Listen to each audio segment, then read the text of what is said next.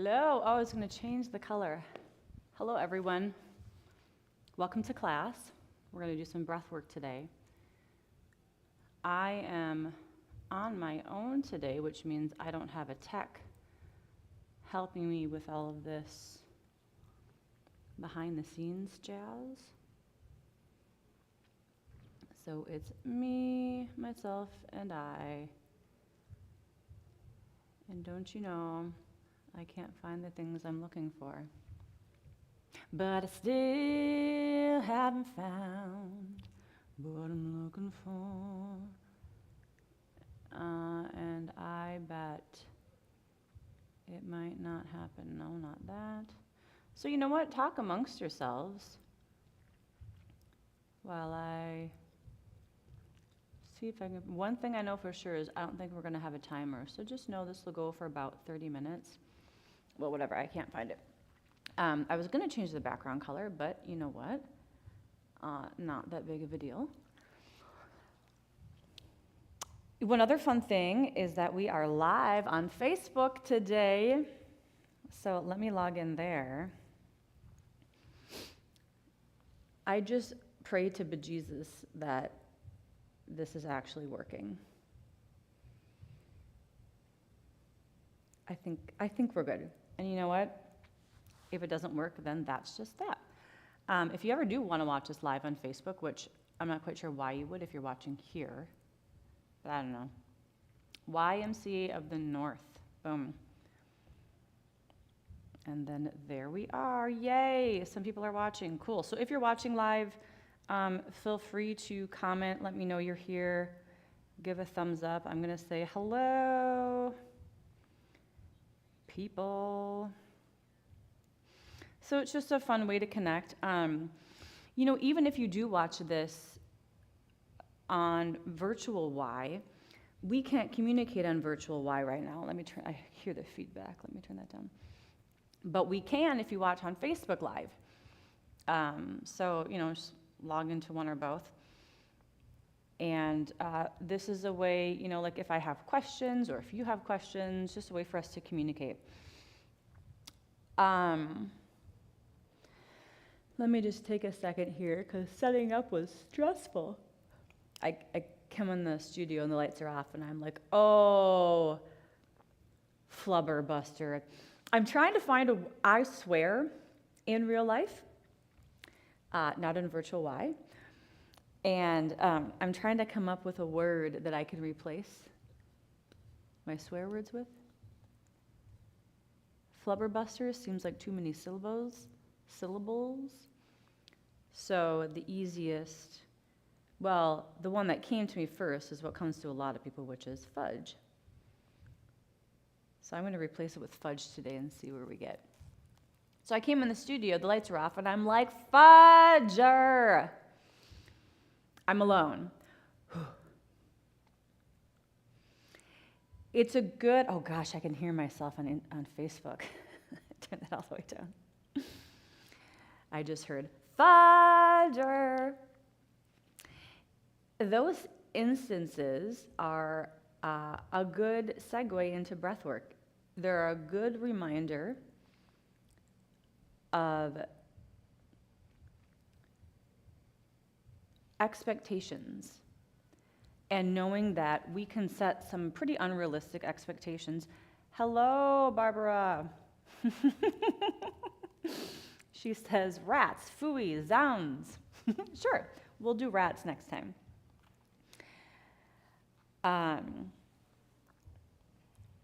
We can set expectations for ourselves that are understandable. We're a species that likes to, well, all species like to grow, right? They like to heal themselves. And humans especially, I'm guessing it's because of our big prefrontal cortex. We can think about our existence. There's a name for that, and I think dolphins also have that. And there's another animal. We can contemplate us contemplating our existence and ask questions. So we have the ability to do a lot of thinking, and we can set goals. We can set goals for a minute, tomorrow and a month and a year. And we can get caught up because of our culture in doing this. The Western culture is great at doing this and saying this is the only thing that makes you worthy. Go, go, go, do, straight line up, that's it. And this is not sustainable. If you've ever tried this, if you've lived enough years on this planet, we come to realize that this isn't gonna work, because what happens? We crash if we're going too hard, too long, too fast. So, I am human, I do this as well, and I've spent many years trying to recognize it and detangle the mess that it's formed and unlearn and relearn how to be a kid and kind of just rats and go with the flow. See, that didn't make any sense. Fudge and go with the flow, that makes sense. Yeah, fudging just seems like it works because I'm using them in different ways. You can use them as nouns, as adjectives, can they be, or verbs maybe. So walking in today is an opportunity. Now, I don't have to like it and be like, yay, this is fudge and fun. But I can come in and say, rats. That's right. I'm alone today in the studio and I have X amount of time to set myself up to make sure everything's a go. I know that maybe things won't work like this thing. Oh, you know what? I could set a timer, but I'm not even gonna mess with it. Because once I touch that computer, then this doesn't work anymore or that doesn't, and it screws up the camera. Lots of things happen.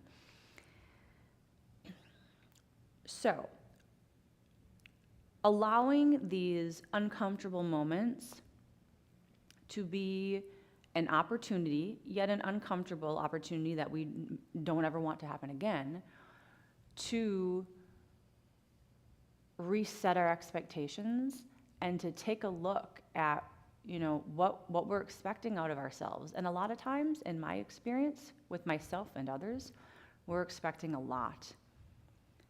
And if we continue going that way, it's not sustainable.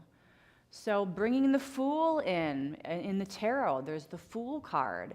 That's just like the learner, the person who's curious, who is the village fool, and their purpose is to make people laugh and remind everybody that we are all human. Nobody is perfect at anything. You know lots of stuff. I know lots of stuff. You don't know lots of stuff. I don't know lots of stuff.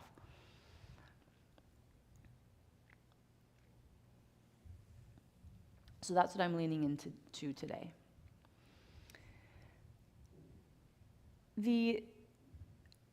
If you're new to breathwork, we can set intentions, expectations. Like with that example I just gave, I've got some, butterflies kind of going in places.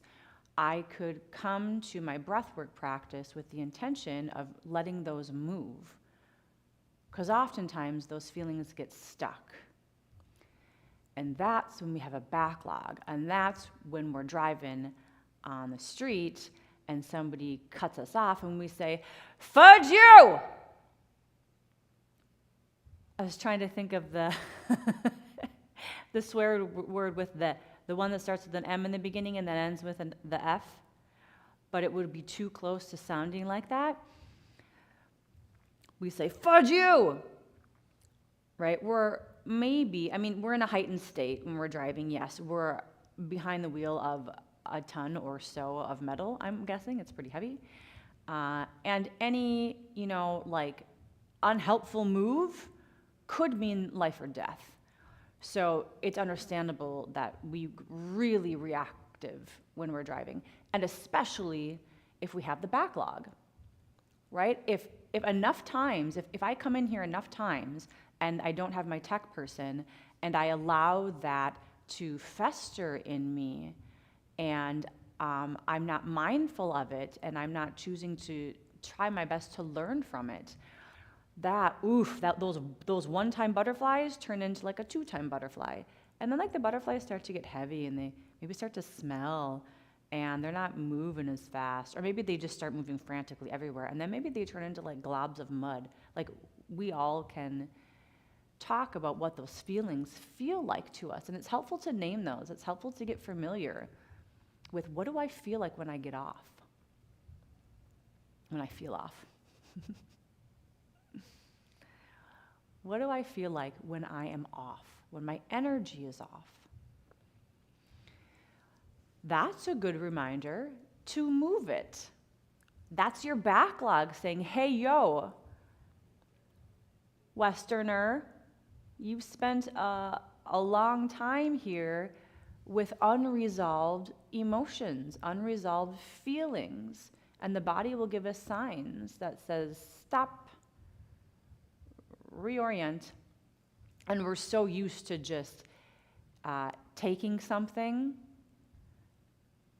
and or ignoring and moving forward. I can't name how many times I will sip on my coffee when I don't have energy. I'm not alone. This is a very common thing. Instead of, maybe I need to slow down. Maybe I need to take a nap.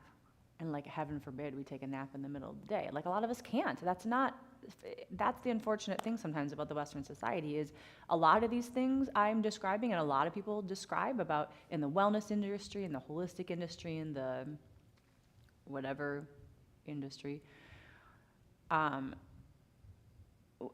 If we want to keep our jobs, it's tough to figure out, how do I take a nap in the middle of the day? How do I take a month off to reset?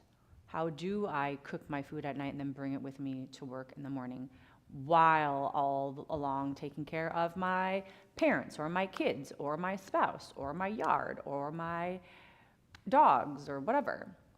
You know, prepping for the next day. I mean, it can be so much. So something that can be helpful that I try to remind myself of is bite-sized pieces. You know,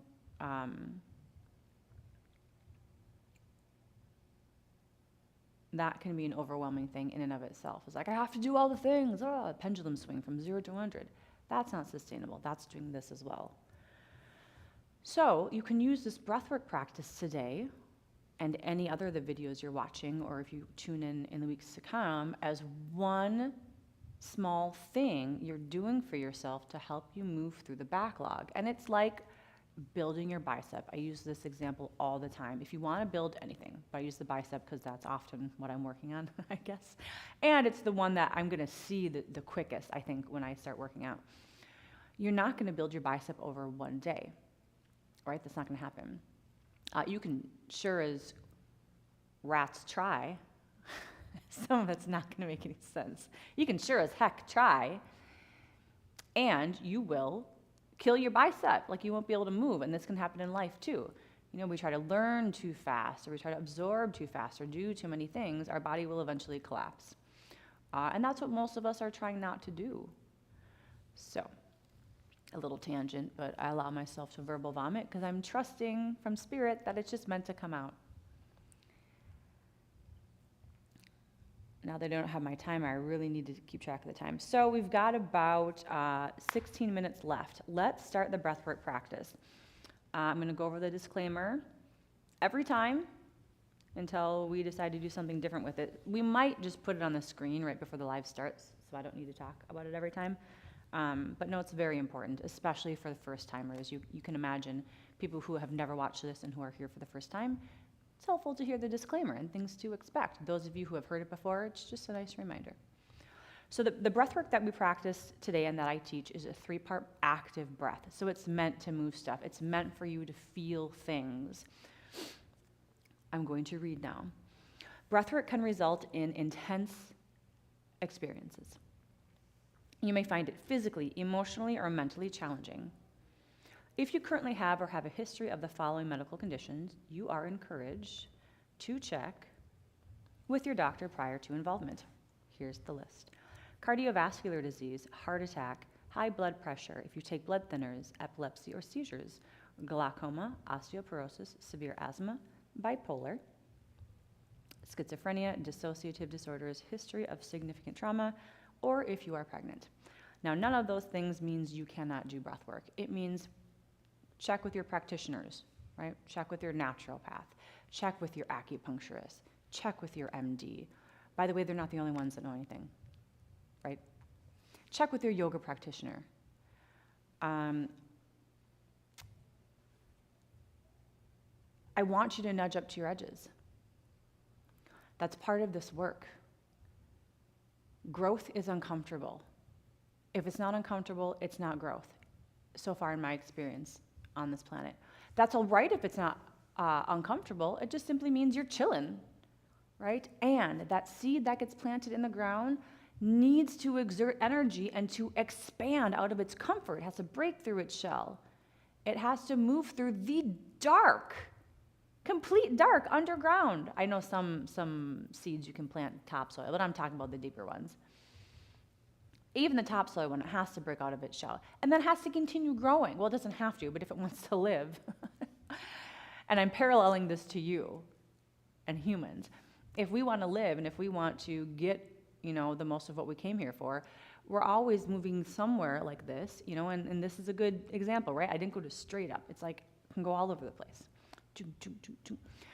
And this is something a lot of indigenous cultures say. Growth is uncomfortable. It's always uncomfortable.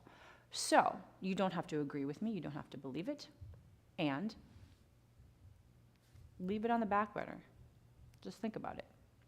So part of the breathwork practice is nudging up to our edges. We're going to feel the heebie-jeebies if we're trying. We might feel some numbness and tingling. Our mouth might start to go into an O like that. It might start to clamp up. Tetany of the muscles. The biceps is where I see it happen a lot, where all of a sudden your hands are making fists, lots of other things, shaking, crying, laughter, tears, you name it. You can experience it during breath work. Go at your own pace. You know yourself the best. Please, if you feel anything too intensely, slow down and or stop. You be the judge. Okay.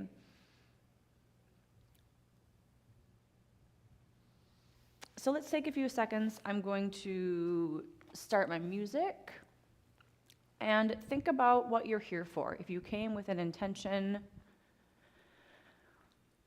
you can sit with that intention. And I want you to start lying down.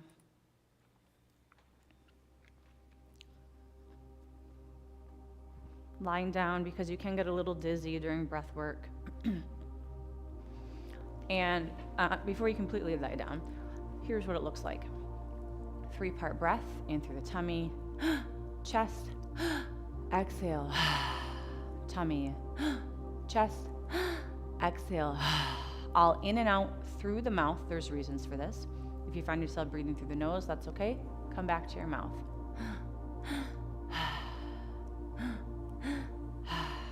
So again, you're lying on your mat, bringing in that intention. Remember, you don't need intentions, and it can be helpful, right? If you are feeling a certain way, you have some anxiety, maybe you feel stuck, maybe you feel sad. Today I'm going to devote to grief. So if you're feeling any grief, it can a lot of times be the precursor to depression in the West. If we let grief hang around too long and we don't let it process, if we let grief be a backlog, that can lead to a depressive state, depression, where we just eventually feel numb, we turn off, our body can't handle it. Grief is natural. The whole kit and caboodle of emotions, all of it, natural. Like we have highs and lows and then something in between. So allowing ourselves to feel all of it in safe containers can be very helpful. So if you want your intention to be grief, you can think of that. Whatever you have held for yourself, I want you to take in a few breaths as like you're breathing in the intention. And then as you exhale, let it go. So this is a set it and forget it kind of practice. You don't need to be thinking about your grief or the intention as you breathe. Trust that your body heard it. If you work with any spirit guides, no matter what your religion or no religion, Trust that your body and or spirit heard it. And then start the active breath. So again, you are lying down, and we start to breathe. Tummy, chest, exhale. Tummy, chest, exhale. Now I'm gonna sit up or else my mic falls down, but I want you to continue lying.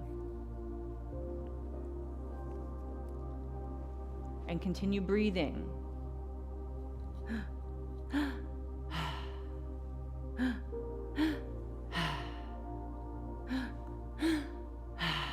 Just like that.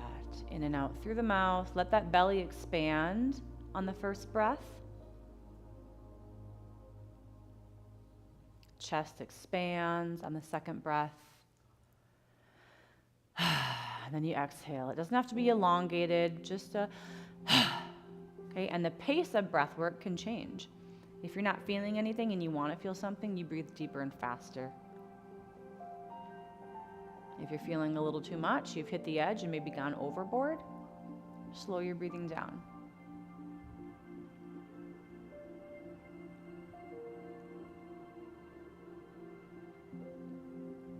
This kind of breath work is really good at taking the stuck energy in our lower jiao, we say in Chinese medicine, our tummy, where we tend to push stuff down. Think of all the dis-ease, different from disease, dis-ease we have in our culture in that region, in that stomach region.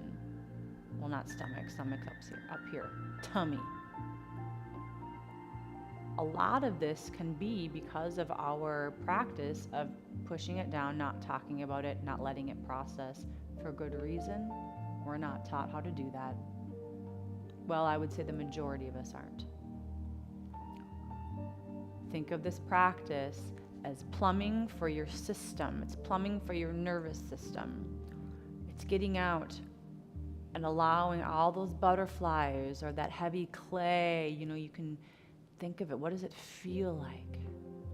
And let it move. That first breath is conjuring it up in your stomach. Think of a plunger, it's just pulling it out. And then it gets into the lungs so we can let it out. Keep going.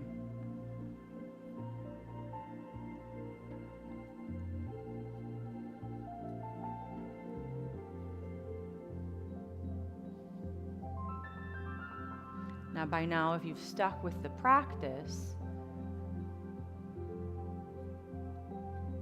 you might start to feel some things.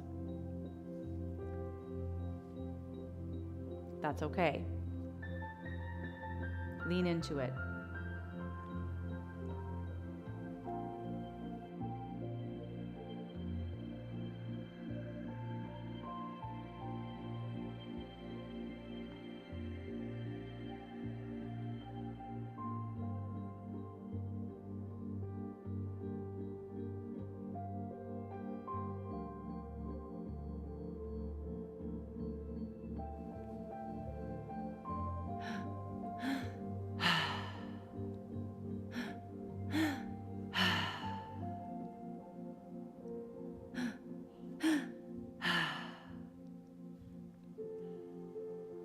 Now, it's a skill to stay with this.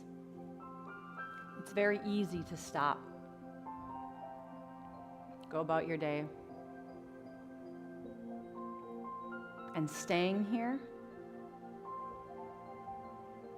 that's the juicy part. Staying here even when it gets a little boring. And when you start to feel stuff. When it gets a little difficult. We have two different types of people. People who go really hard and fast and end up fainting. And who are here every week. And maybe are practicing this, in between classes. That's an extreme, right? Maybe so much where they're just getting worn out. And then the other people who, well, one, wouldn't even watch a video like this. They hear breath work, they hear a little bit about it, and they're like, that sounds like work, nope. And the people who watch And upon the first inkling of discomfort, they stop. Now, there's no shame here in either part. I'm drawing pictures for you, so if you identify with either of these, you can maybe make a shift if you want to, because the extremes tend to not be a helpful place to live in all the time. Extremes are necessary to move for sure every once in a while. And if it's your typical MO, maybe just think about that. Is this sustainable? How might this not be helpful? So if you are someone who turns this stuff off and doesn't continue watching, you're probably not watching anymore. And maybe this is the time you have hung in. Bravo. Give yourself a pat on the back. Smile a little, maybe laugh a little. Here you are, you're still here. You're doing the tough thing. You're doing the thing even though it's uncomfortable.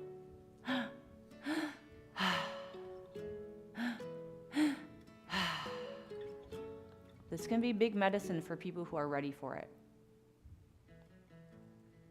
Keep breathing. We'll rest soon.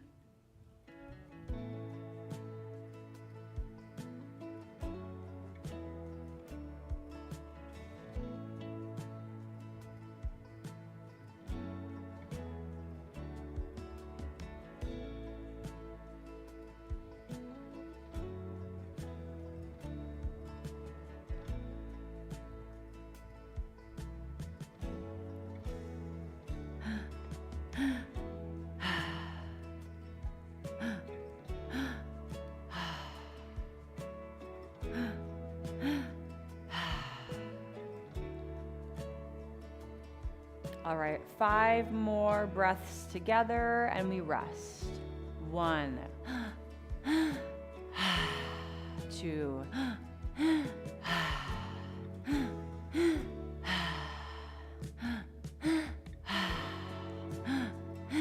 exhale and release the active breath. Stay lying down. This is your resting period.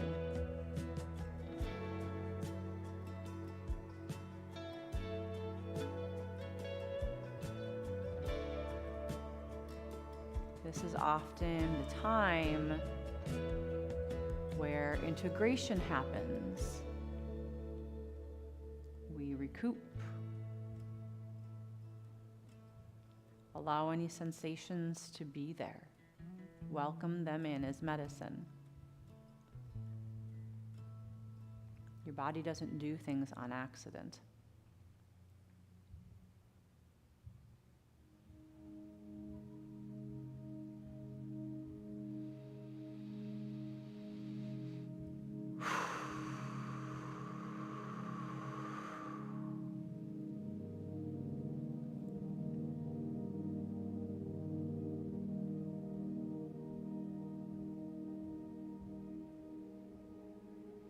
Allow yourself to give in to gravity. Feel your body being pulled down to the ground or the couch or the bed. Allow yourself to let go. Like, what are you holding on to that you just don't need to hold on to anymore?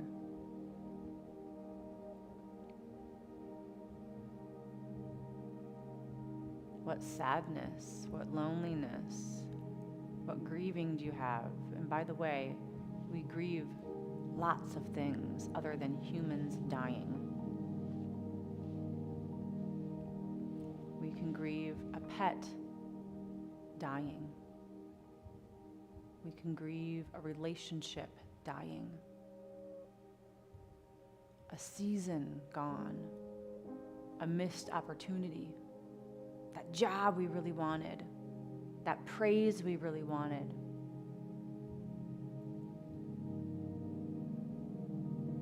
That missed connection.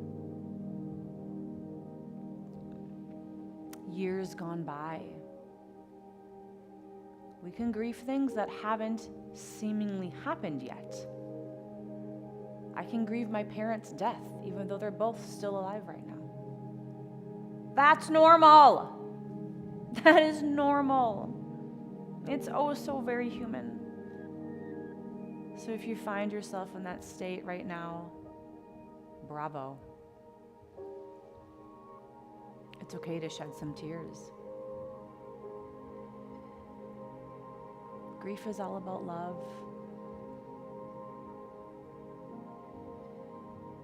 It's all about love. See if you can bring in a little bit of that too. Maybe place your hand over your heart if that feels good. Over your tummy if that feels good. Over your eyes, over your head, over what the fudge and ever. Right? Our bodies like to be held. We like touch. What needs support right now in your body? And know you're not alone. I held on to a lot of grief. I know I'm not alone in that. And it feels good to hear that from other people, that they too have held on to a lot of grief or are holding on to it. It's important to let it go in safe containers, which is what I'm trying to cultivate for us all here with this class. So as we wrap up our time today, I invite you to stay in this position for as long as you want, as long as you have time to. A few announcements. Feedbacks and comments. If you have questions, things you'd like me to discuss during this class, what have you, there's a way to do that. So after this is done, scroll down past all the classes. You're going to see a feedback section. Click on that link, leave the comment. That will go to me. So I can see them, I can love on them, I can take them all into consideration, and then help build classes moving forward. Or just to say hi, again, like this Facebook thing. It's so nice to see people joining in, right? It's nice to know I'm not only talking to a camera on a tripod. Also, Facebook people, if you like this, you can get Virtual Y free with membership. So if you have a Y membership, you already have Virtual Y, and you don't need to watch it on Facebook. You can watch it on Virtual Y. Just log in. There's also a slew of other videos that you have accessible to you. If you're on Facebook and you don't have a Y membership, you can only do the Virtual Y for $9.99. Is that what it is? Yes. $9.99 a month. So head to the Y of the North website, find the subscribe button, fill out all of that stuff, and then you will have access to these videos, because we won't do the lives forever on Facebook. This is a way to give you a taste so you can come into the community. That is all I have for you today, people. Thanks for going a little overtime with me. It was so nice to see the people on Facebook. Hello. The people who are watching live on Virtual Y and the recording. Thank you so much for joining. We'll see you next time. Now I need to awkwardly walk off the screen because this thing isn't working. Because I need to play for you the trailer. So get ready to see our wonderful trailer. You know, if I can figure out which one it is, actually. Oh, I don't even know if I see the trailer, folks.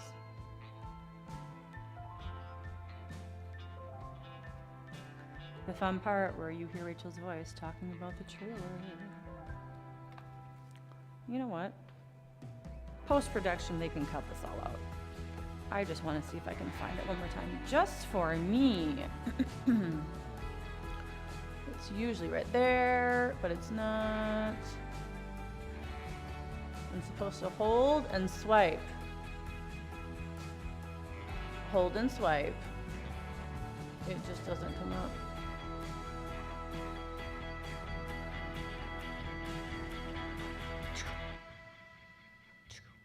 Ooh, maybe we'll have the opportunity to hear a cool song. Up here? Do I go up here and swipe?